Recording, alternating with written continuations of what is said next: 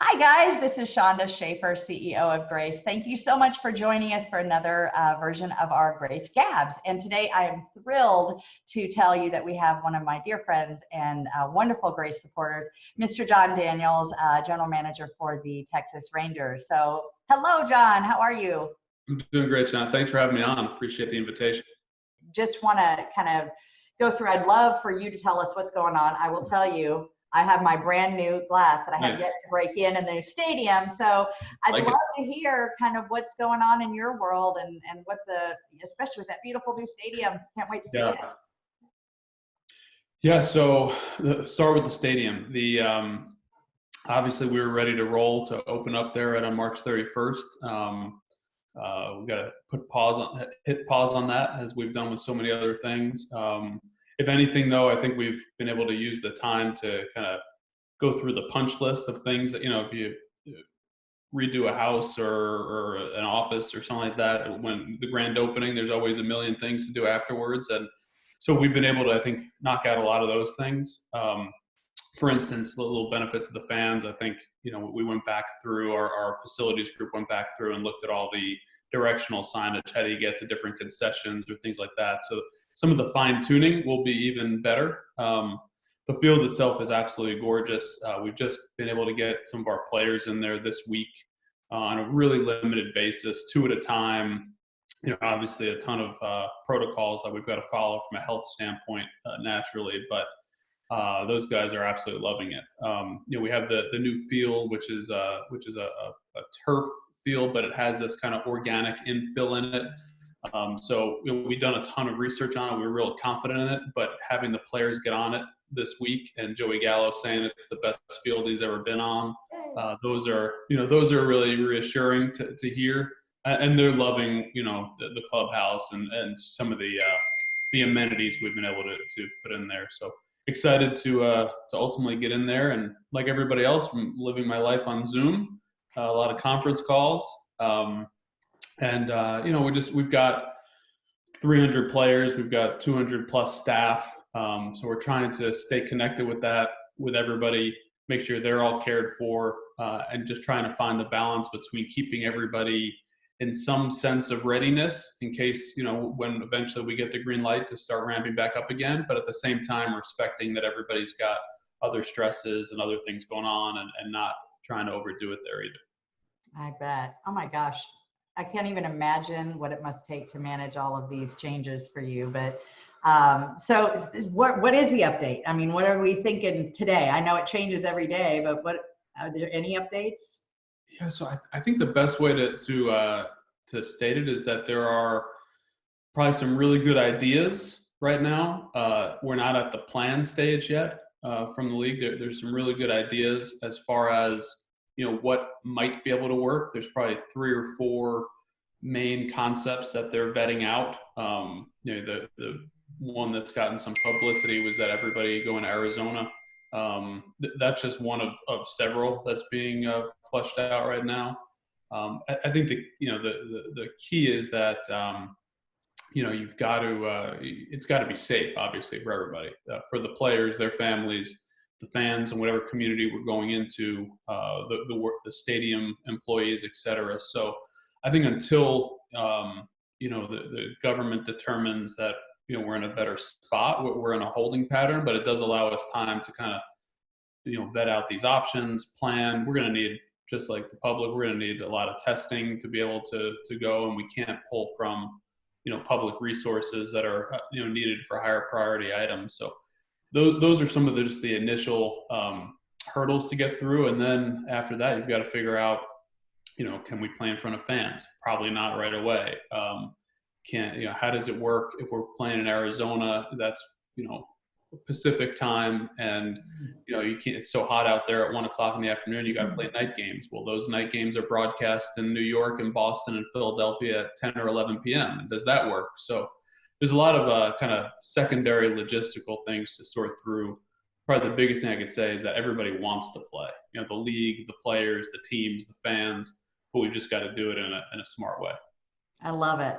And I got to tell you that we have, you know this, that my family, this would have been our 25th opening day in a row. So we are anxiously awaiting that. And then this year we bought a modified season ticket package. And so now every day I see the schedule popping up on my calendar because of course I've populated it. And every day I'm just, so sad that we can't go watch you guys, but we're going to wait patiently. It's going to be amazing. Yeah, we're excited, and I appreciate your support. But yeah, it will be awesome. We got to wait a little longer for it. Yep. I guess the anticipation will make it even better when we actually get there. So Right. I'm so excited. Well, Jon, I know that that you and your family have been supportive of Grace in the past, and I mentioned to you that we've been doing a lot of modifications on how we have to do our programming as well, just like everybody out there. But I'm really proud of the fact that our team has come together and found creative ways that we can help families through these difficult times. But one of the tools that we need is, just like everybody else, we need financial resources. So I'm really excited. North Texas Giving Day is launching a one-off, if you will. They do a fall campaign, and people are allowed to contribute to the charity of their choice on North Texas Giving Day in the fall. They're actually going to do one on May 5th. So I invited you to be a part of our Grace Gabs because I'd love to hear. I know you and your family are so generous in your support and your time and your prayers for this mission. So wanted to give you a chance to kind of tell our listeners what you think about the work that Grace is doing. Well, yeah, absolutely. And there's a few different things that I could hit on there. I would say that Grace is kind of our local go-to as far as the kids know, like, we don't throw anything out. Obviously, if it can serve a purpose for somebody and is nice and etc. But the kids are kind of programmed to think through, is this something that can help somebody else, and through the work that you and Grace do, whether it's the food pantry or household items or things of that nature. I think this thing that stands out the most to me, and having been, whether the Rangers are helping with an auction item or talking to you directly or having gone to the gala, honestly, Shonda, a lot of it is you and your leadership, and what I mean by that is not just like, in the traditional sense of leadership, but we were talking offline a few minutes ago. I mean, you knew the specific details of some of the local unfortunate situations that you mentioned, a fire, and these families. You're personally vested. Names. Situations. Personal needs.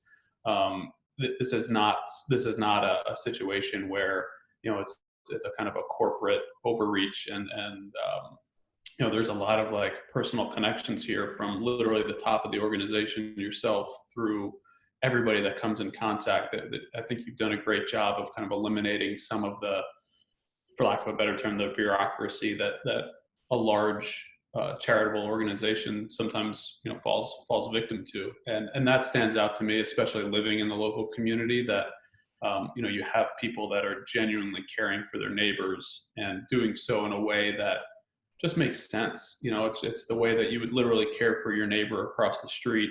You're able to do on such a large platform and larger outreach, and I love that piece of it. Oh, that's so kind. And I'll tell you, we do miss the interaction. I mean, our community is so amazing, and it's so inspiring. I get an opportunity in this position to see sometimes, and a lot of times, see people at their absolute worst, and that's painful. At the same time, I get to see some really inspiring stories, and I get to meet people like you that are so genuinely concerned about their neighbor and willing to do what they can to help anybody out. So I appreciate all of that. You're so amazing. Thank you so much for taking time with us. I know you are busy, so I don't want to take up any more time, but is there anything else you want us to know? How can we help you? Is there anything we can do to support you guys other than cheering from the stands as soon as we get an opportunity?